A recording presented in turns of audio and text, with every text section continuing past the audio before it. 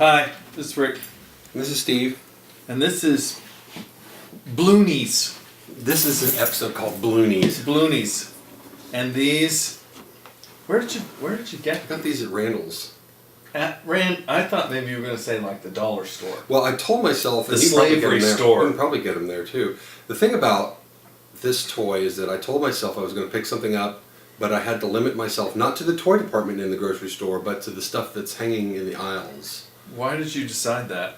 Because just as an exercise for your day? Because I'm weird. No, it's fine. No, I'm weird. I thought it was a spiritual discipline thing or something. There you go. So Steve brought take two. The Bloonies. That was a spiritual discipline. Yes, I brought these Bloonies. So if you're familiar with them from when you were a kid, it's this horribly toxic plastic stuff that sticks to everything. I'll be snorting a little of this later. I think the pink stuff sticks to things a lot more. Yeah, the blue is the blue easier. just kind of comes off in your hand. But anyway, the reason that we came up with after the fact for this to be part of our recording this time is that you put a little bit of this stuff on the end of a straw.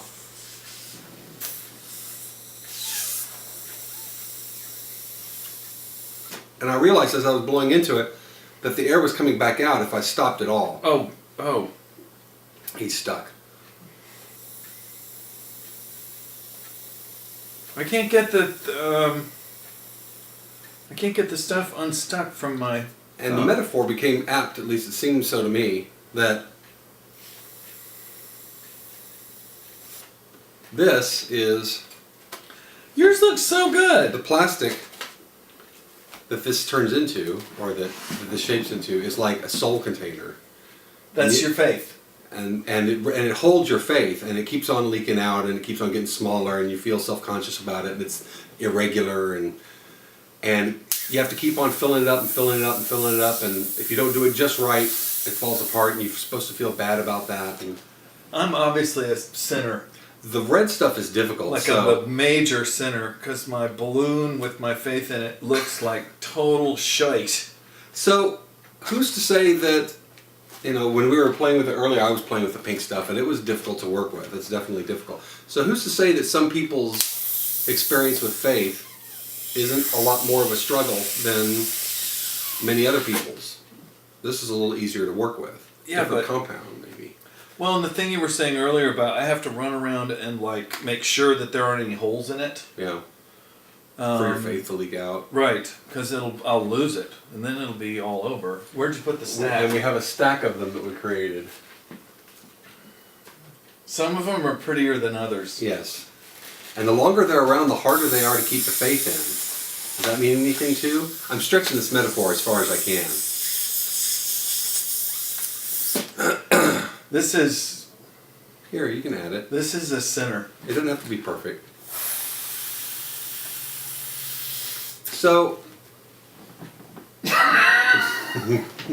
So, the question arose as well. We were talking about some posts. This person is not going to be in leadership in this church.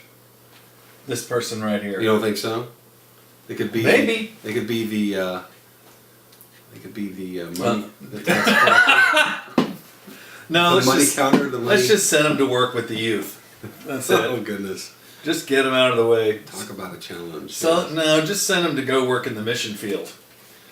So maybe the metaphor is horrible, I don't know, but at the same time maybe there's something that you can tell us that comes to your mind about how this all works together. But it seemed like when I was struggling to keep air inside of one of these, and the shape was a little off, and it seemed like it was a futile exercise in trying to make this thing as perfect as possible when it really wasn't supposed to be perfect, which kind of reminded me of the nature of faith and the nature of love. And yeah, but I don't know. That's the other side of that. I was taught that it really is supposed to, there's supposed to be certainty, and you need to get it together, and you need to could be continue to ask God to help you prop it up and make it right. And so that was a bummer, because I was always worried that it was kind of sucky. Well, the other thing about pulling out your faith container, if this is exactly what this is that the solvents in it really smell horrible. I don't know if that's part of the story or not. Probably not. You're also talking about a group discussion online about Well, that's pretty cool. You're getting balloons inside of balloons. I'm tripping. I'm freaking out. You're talking about an online discussion that you were reading about the nature of church doctrine? Or? I'm also stoned out of my mind from breathing this in. Well, this is some pretty toxic stuff. Maybe we need to start over again. Yours is so awesome! You're a better Christian than I am, obviously. I mean, that's not news, but still. Woo, man. Woo! Lung full of that stuff. Whack. The Ruach of God is pretty strong. Woo, man. I think we should just stop now. We'll save the thing from Church of Misfits for later. Okay, we'll talk about that another time. Check out Church of Misfits on Facebook, because it's great, and a bunch of cool people are arguing about stuff. So here's the question that we can pose and then end.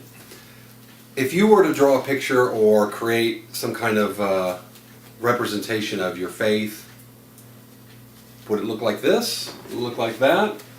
What would it look like? How would it fit with other faiths? Is it important? Or are we just goofing around? That's mine. Sometimes you got to be a little less serious. And today's recording was a little less serious, and I like that. I do too. Hope you have a good week. Yeah.